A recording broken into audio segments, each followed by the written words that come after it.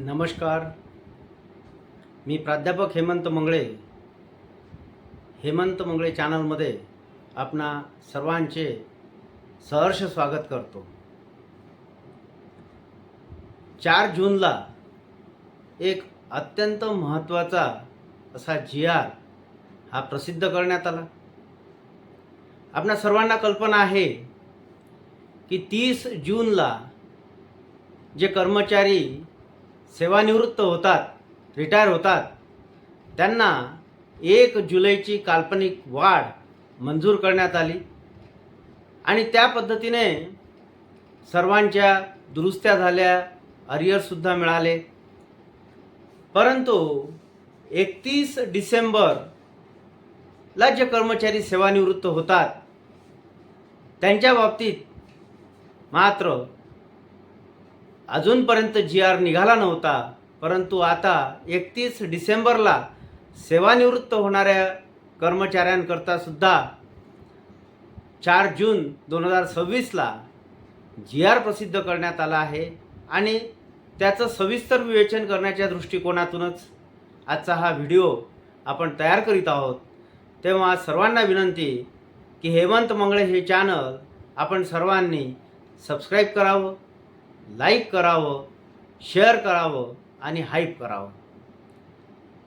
मित्रांनो, जे लोक 31 डिसेंबरला सेवानिवृत्त होतात त्यांच्याकरता शालेय शिक्षण विभागाने 4 जून 2026ला एक GR काढलेला आहे आणि त्या संदर्भात आज आपण माहिती पाहणार आहोत. तेव्हा हा व्हिडिओ शेवटपर्यंत बघा, कारण तुम्ही जर हा व्हिडिओ अर्धा ऐकला तर तुम्ही काही महत्त्वाच्या माहितीपासून वंचित राहू शकता. कारण सुरुवातीला तो GR नेमका काय आहे याचं विश्लेषण मी करणार आहे आणि शेवटी त्याचा नेमका अर्थ काय निघतो, कुणाला त्याचा फायदा आहे यावर विश्लेषण करणार आहे. तेव्हा हा व्हिडिओ अर्धवट न पाहता आपण सर्वांनी पूर्ण पाहावा अशा प्रकारची विनंती मी आपणा सर्वांना करतो. आता GR काय आहे?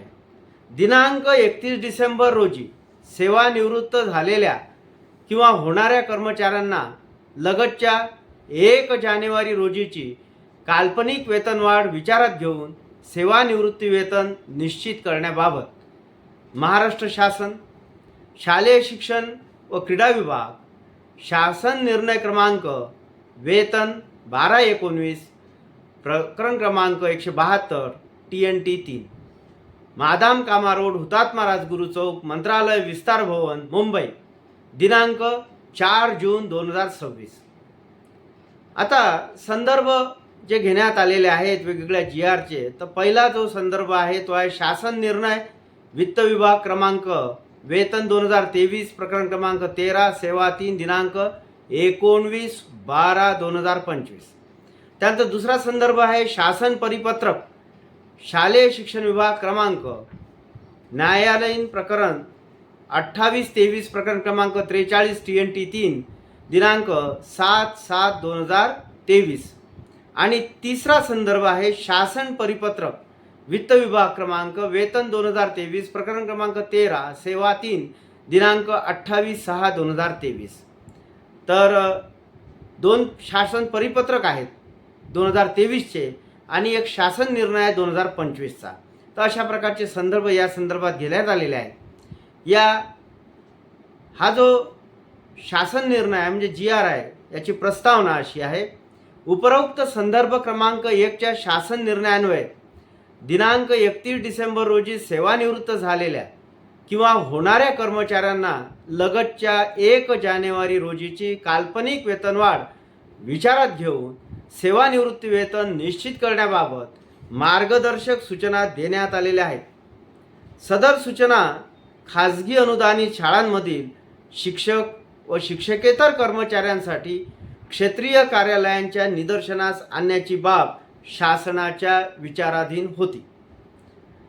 तर अशा प्रकारे शासनाच्या विचाराधीन होतं. 31 डिसेंबर रोजी जे लोक सेवानिवृत्त होत आहेत किंवा झालेले आहेत त्यांना 1 जानेवारी रोजीची काल्पनिक वेतनवाढ लावण्यासंदर्भात शासन विचार करत होतं आणि तेही शिक्षक आणि शिक्षकेतर कर्मचाऱ्यांच्या संदर्भातला हा जी आर आहे. शालेय शिक्षण व क्रीडा विभागाचा जी आर हा आहे. शासन परिपत्रक काय आहे, जी आर काय आहे, तर तो पुढे. वित्त विभागाच्या संदर्भाधीन क्रमांक 1 अन्वये दिलेल्या सूचना खाजगी 100% अनुदानित शाळांमधील शिक्षक व शिक्षकेतर कर्मचाऱ्यांच्या बाबतीत लागू करण्यात येत आहे. वित्त विभागाच्या संदर्भाधीन क्रमांक 3 अन्वये दिलेल्या सूचना या विभागाच्या संदर्भाधीन क्रमांक 2 येथील शासन परिपत्रकान्वये खाजगी 100% अनुदानित शाळांमधील शिक्षक व शिक्षकेतर कर्मचाऱ्यांच्या बाबतीत लागू केल्या आहेत. सदर वित्त विभागाच्या संदर्भाधीन क्रमांक 3 अन्वये दिलेल्या सूचना आता वित्त विभागाच्या संदर्भाधीन क्रमांक 1 नुसार दिनांक 31 डिसेंबर रोजी सेवानिवृत्त होणाऱ्या खाजगी 100% अनुदानित शाळांमधील शिक्षक व शिक्षकेतर कर्मचाऱ्यांनाही लागू करण्यात येत आहेत. सदर सूचनांचे तंतोतंत पालन करण्यात यावे. सदर शासन परिपत्रक महाराष्ट्र शासनाच्या www.maharashtra.government.in या संकेतस्थळावर उपलब्ध करण्यात आले असून त्याचा संगणक सांकेतांक क्रमांक 202604181104 हा आहे. हे शासन परिपत्रक डिजिटल स्वाक्षरीने साक्षांकित करून निर्गमित करण्यात येत आहे. महाराष्ट्राचे राज्यपाल यांच्या आदेशानुसार व नावाने आबासाहेब कवळे उपसचिव महाराष्ट्र शासन यांच्या डिजिटल स्वाक्षरीने हा शासन निर्णय काढण्यात आलेला आहे. तर हा जो शासन निर्णय आहे यामध्ये 31 डिसेंबर रोजी सेवानिवृत्त होणाऱ्या खाजगी 100% अनुदानित शाळांमधील शिक्षक व शिक्षकेतर कर्मचाऱ्यांना एक काल्पनिक वेतनवाढ ही देण्यात येत आहे. अशा प्रकारचा हा जी आर आहे, अशा प्रकारचं हे परिपत्रक आहे. आता महत्त्वाचा विषय हा आहे की 31 डिसेंबर रोजी सेवानिवृत्त होणाऱ्या किंवा झालेल्या लोकांकरता हा आदेश आहे. मग आता सर्वात महत्त्वाचा प्रश्न हा आहे की 31 डिसेंबरला अनेक लोक सेवानिवृत्त झालेले आहेत. मग सर्वांकरता हा जी आर आहे का? तर नाही, सर्वांकरता हा जी आर नाही. मग हा कुणाकरता आहे? तर ज्यांची वेतनवाढ ही 1 जानेवारी रोजी होती आणि 31 डिसेंबरला जे सेवानिवृत्त झाले. लक्षात घ्या, वेतनवाढ होण्याच्या 2 तारखा आहेत, 1 जुलै आणि 1 जानेवारी. काही लोकांची वेतनवाढ 1 जुलैला होते, काही लोकांची वेतनवाढ 1 जानेवारीला होते.